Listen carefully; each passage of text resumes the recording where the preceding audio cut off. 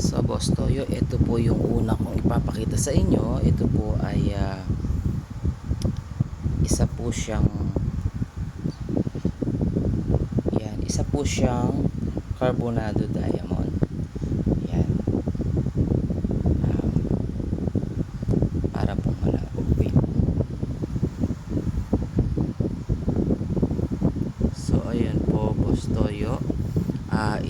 Isa po itong meteorites. Ayan, kung makikita po natin may mga pattern po siya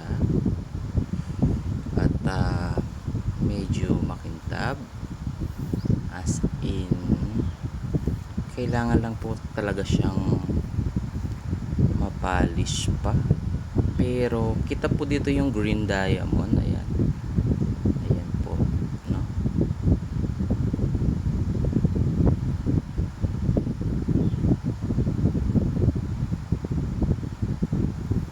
So nung nakuha ko to, as in kulay green po siya totally. Kaya lang kasi sa lupa ako siya nakuha, no. Kaya lang po nung mga nagtagal na nawala po yung pagka-green, nag brownish po siya. Siguro dahil sa meron po siyang halong iron na ibang elements po, no. Kaya nag brown po yung may iron na part, pero yung solid po na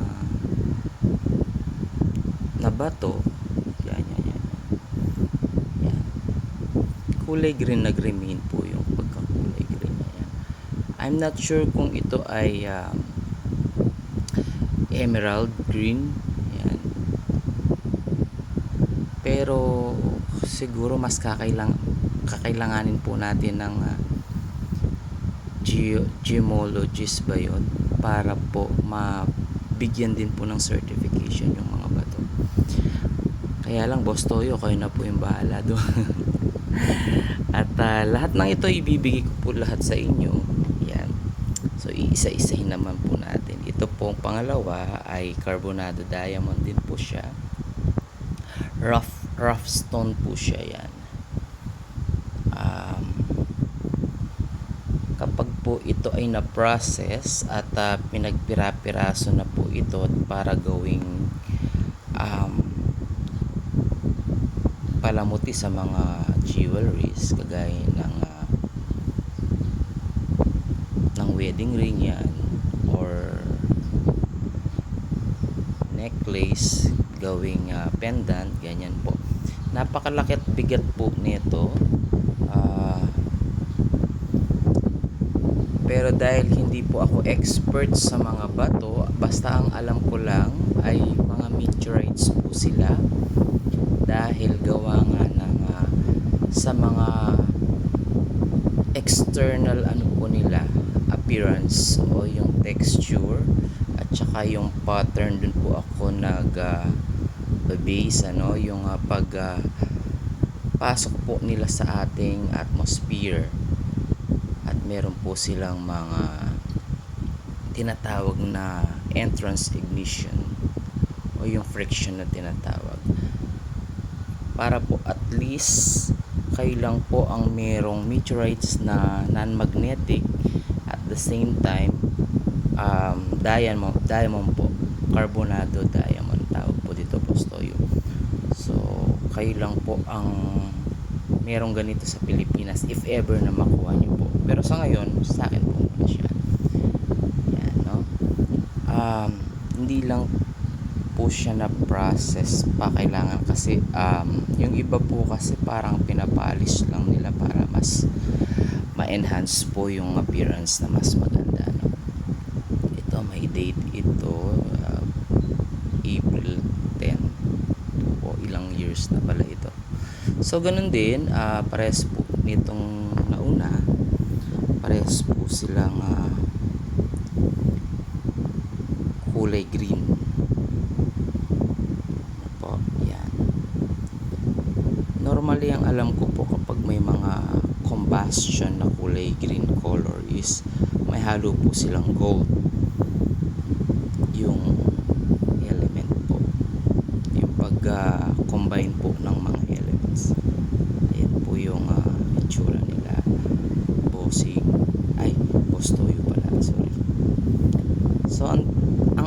po, ito yung tinatawag nilang serendipite. Yan. Ito po yung sinasabi kong serendipite. Kaya ko lang sinasabing emerald kasi kulay green po siya or jade, parang ganun po. Pero parang ano rin po siya, green serendipite po. Ano? Ang alam ko sa serendipite, ayon sa Google, nag-search po ako, is program yata is nasa $18,000 or $1.8 million po. Ito po ang sa labas po, yan yung kanyang characteristic. Pero kapag inopen ito, yung tawag doon yung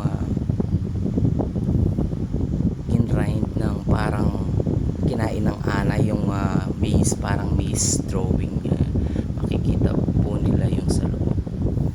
Or kung meron pong flashlight na ano. Ayan po, ito po yung kulay, para siyang jasper color, pero mas ano po siya sa jasper. Iba po yung characteristic naman po niya. Ang sa akin personal ko po is dahil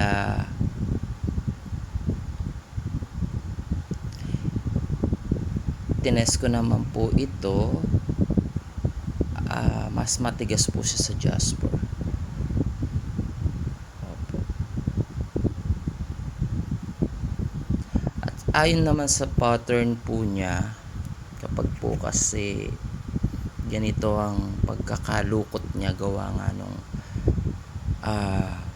combustion process during travel po niya from outer space into the earth ground po, no? Ito po yung outcome dahil mainit yung friction at talaga namang naghalo po yung kung anong merong element po siya, no? Kagaya ng iron, yan, palasite, yan, halo-halo po. At saka parang may corundum or what, ano. Pero ito pong case niya is ano po siya,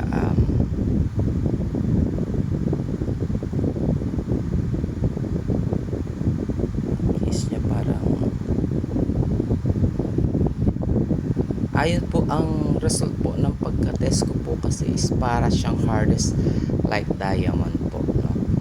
At saka yung kanyang appearance, yan, yung mga pattern po kasi is pang diamond din po, no? Napaka sharp po kapag yung mga, dahil po ito sa pagkakabagsak niya sa lupa siguro, kaya mga yan, dito po yata yung nag-exit yung init niya, kaya medyo nabiyak. Yan. So ayan po yung mga pattern, nalalaman po natin kung meteorites po, hindi ano. So ibig sabihin po niyan, galing po talaga siya sa kalawakan. Yan, dahil habang bumababa siya sa planetang Earth ay nilalabanan po niya yung hangin, kaya nagkakaroon po ng butas-butas yan. Parang tama po yan ang hangin, kaya nagkakalukot po siya. Pero in fairness, ang ganda talaga nito. Kulay po niya is parang tamarind or reddish color siya. Tapos parang sa inner part niya is parang may diamond pa po siya. So yun po, Kustoyo, sana makatulong po sa inyo ang mga batong ito, at kayo na po ang bahalang mag-dispose. Basta sa inyo ko na lang po ibebenta, at kayo na po yung magbenta po sa labas. Ano po, kayo ipa-auction nyo po.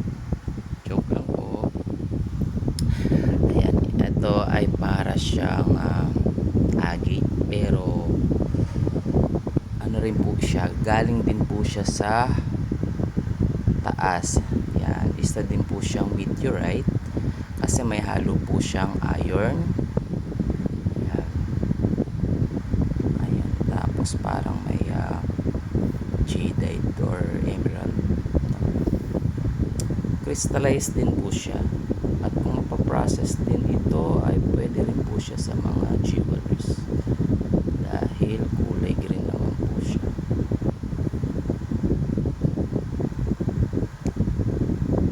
Hindi, wala po kasi akong pang polish, kaya hindi ko po sila napapakintab, pero sinabong ko naman na po ito at hinugasan po ng maigi. Binrush ko naman po sila nung napulot ko po sila, no? Ayan po. Ang ganda ng tunog. So alam mo talaga kapag solid po yun. So ang dami pa po dito. Ito naman ay nakabalot sa iron, kaya hindi po visible yung medyo makindab niyang part, pero isa din siyang crystallized.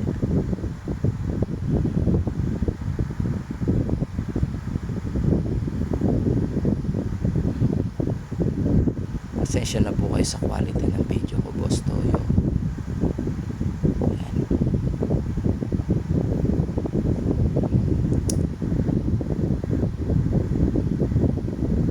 Actually, dalawa ang iniisip ko kung sino yung makakatulong sa akin para ma-dispose ko na to eh. Either si Boss Toyo or si Sir Rabi Tulfo para magpapatulong sana ako sa kanya para mabagyan ng mga papel ang mga meteorites na ito. Pure ito, no? Ayon sa aking pagsusuri, ito ay crystal. Kaya lang dahil nagiging ganito dahil yung sa labas maraming pinagdaan ang pagsubok sa buhay yan. Pero crystal po ito. Sa personal po, Boss Toyo, makikita nyo kung gaano po kaganda itong mga bato na to. Kasi low quality po kasi yung aking cellphone. Pasensya na po. Yan. Kapag po talaga nakabalot ng bakal yung isang bato, yan, pangit po talaga siyang tignan. Pero once na pag pinalis po siya at natanggal yung pinakabalat, yan, maglalabas po yung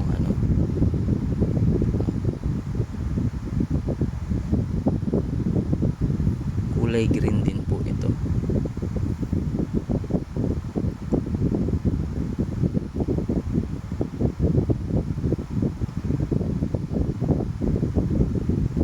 At may mga window kang makikita, doon mo makikita kung ano yung sa loob. I'm not sure kung saan siya makikita. Ito yata, dito ko siya nakita. Ang labo naman kasi naman. Ayan. Kulay green po siya.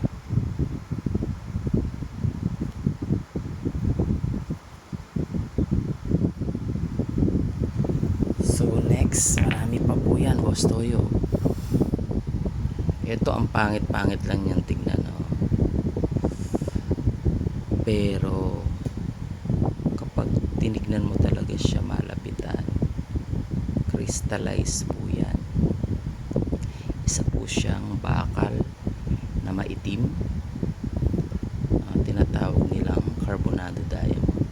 Ito talaga legit na legit talaga siyang sasabi natin meteorites, kasi may mga bato talaga na kahit meteorites po sila, hindi man po sila halatang meteorites. Ayan po, medyo rough talaga siya. Rough, parang may butas-butas, pero madulas siya kasi crystallized po siya. Yan, carbonado diamond.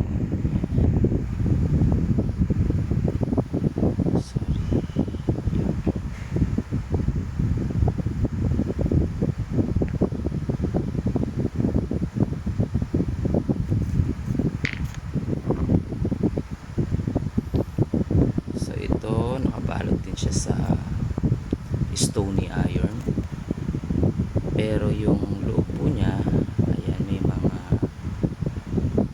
tawag kasi dito, ayan, I'm not sure kung anong tawag sa mga ganyan, pero kapag pinokus mo yung camera, parang siyang ano po, diamond. So ito ordinary lang to, ayan, ordinary lang siya sa labas, pero sa loob doon mo makikita po kung ano po yung pagka authentic po niya bilang isang meteorite po, no?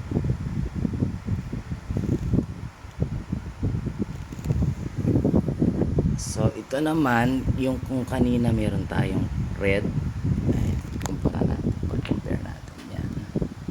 Kung ito red, ito po ay green. Ayan po. Hindi, ayan ang kintab dito. Kintab naman siya. Kaya lang po ganito ang itsura dahil sa tagal ng nakabaon sa lupa. Tapos hindi pa siya napalos. Pero ang bigat po nila, talaga promise.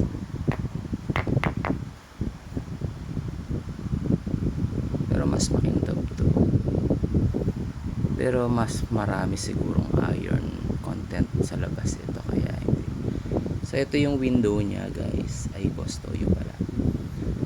Dito mo makikita yung kung ano yung yan, internal properties po niya. So ayan po ang crystallize po siya, Boss Toyo. Ayun.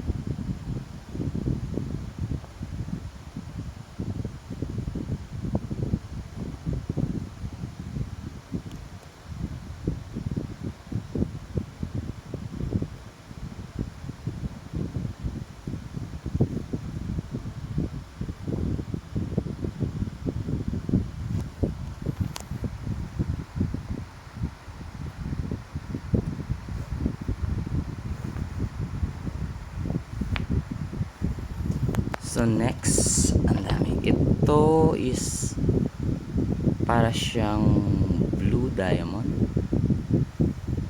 Kapag tinanggal mo yung balat, I mean yung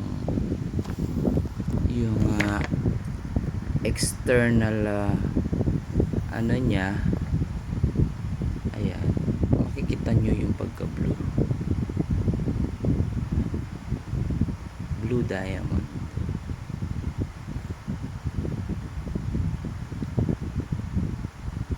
At least kung natulungan man ako ni Boss Toyo, matutulungan din siya ng mga batong ito, kasi hindi po sila usual na nakikita talaga. Ayan, may pattern po siya na ibig sabihin na matagal lang nagpaikot-ikot sa universe. Yung iba po parang may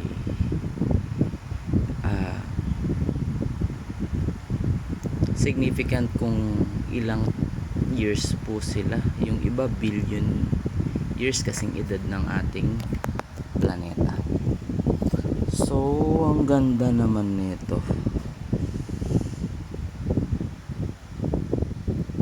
Okay, next po tayo.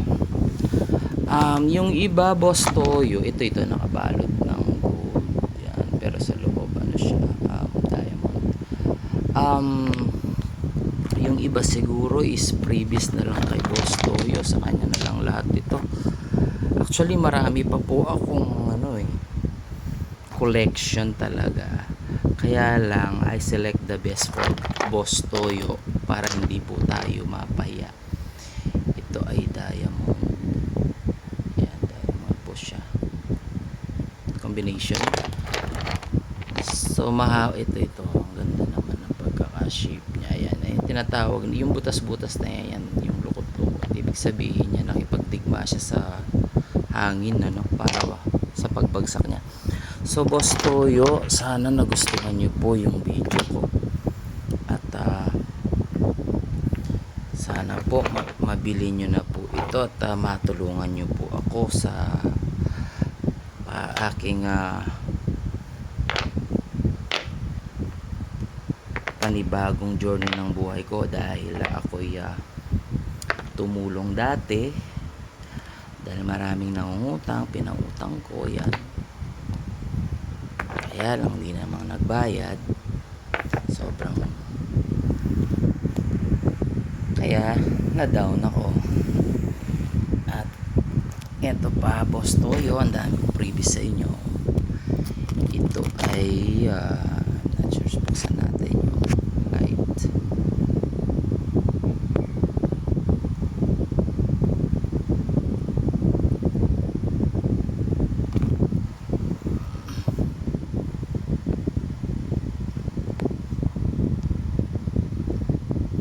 So ito diamond din siya.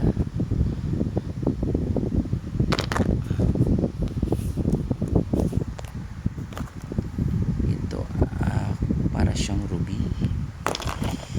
Yan, ito is diamond din. Malalaman po natin yung diamond kapag square. Yan yung mga rough diamond na tinatawag.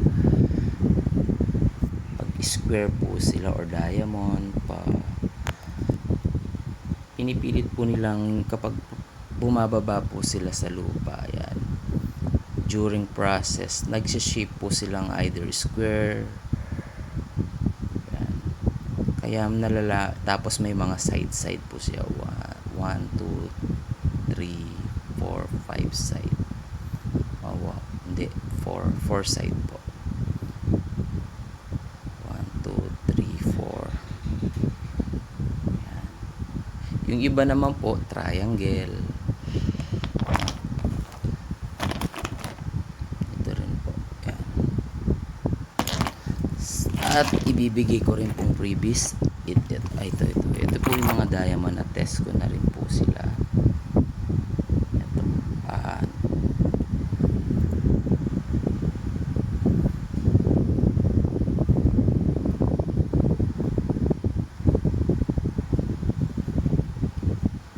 Ito yung mga rough diamond.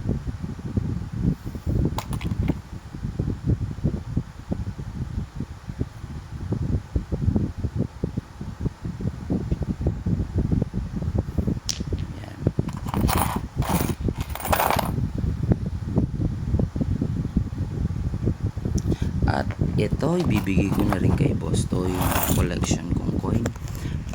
Meron ako ditong matanda na. Ito parang yan, ibibigay ko kay Boss Toyo. Ito 1942.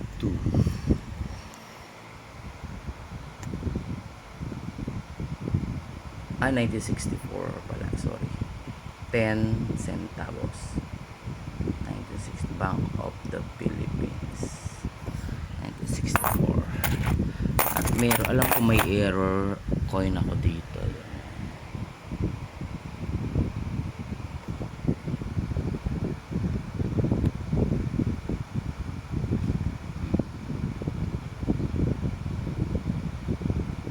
Ayan, error coin, parang nasama yung mukha niya, yung sa penny. Ayun na, naghaharapan sila. Tapos sa likod niya, yan, yan, parang alien po yung sa likod niya, no? So 1984.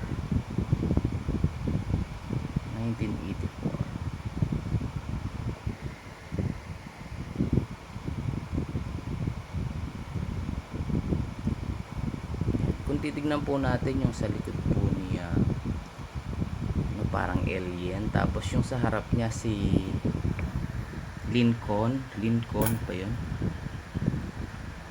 Yeah, Lincoln. So error coin po siya. Ang alam ko po, mahal po nilang binibili ito. Yan. $quarter. United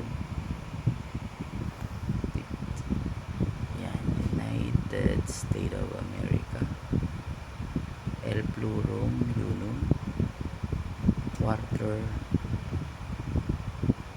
dollar. Kung mapapansin nyo, yung eagle is parang may error din po siya sa pakpak na yan compare doon sa right side, ano. Tapos dito talaga ako na-miss kapag pinaliktad.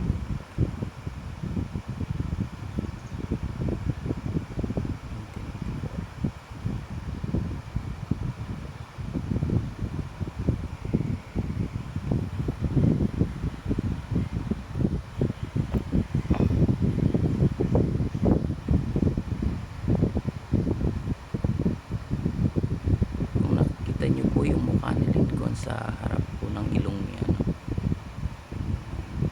At sa likod po niya parang alien po, no? 1984. Ayun po. Ay nako, boss Toyo, sana po magustuhan nyo at matulungan nyo ako. Ito meron akong 1983. Ayan o, 1983 rare penny. Ayan. Sana dito yumaman lalo si boss Toyo. Tapos ang ganda ng kulay. Sa eBay maraming nagtitinda nito. 1983. Pinili ko na po lahat ng mga error, kaya bibigay ko ito para siyang silver.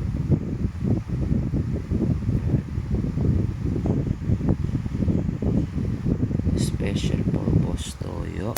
Lahat ng yan. At least mapakinabangan naman natin pare-pareho, boss Toyo. Tulungan mo po ako, boss Toyo. So ayan po guys,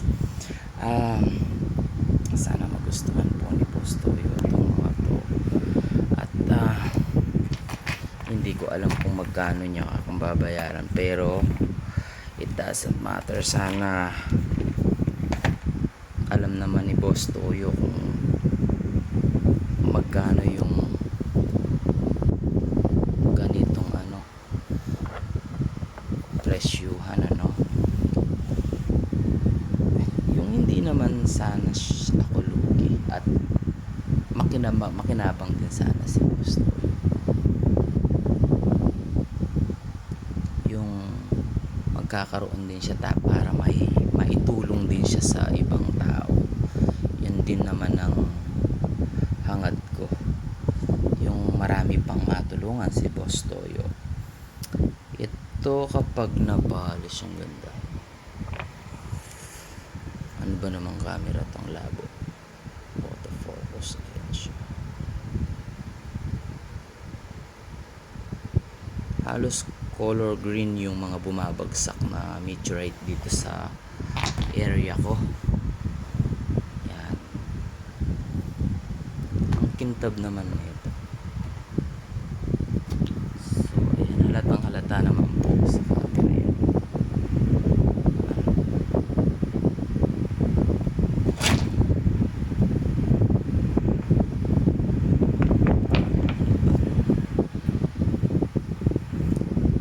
So yun lang po, boss Toyo. See you po pag nagustuhan nyo po. Ganda lang po kayong mag-response. Maraming salamat. Have a good day po and God bless you more, boss Toyo. And more power po sa inyong vlog.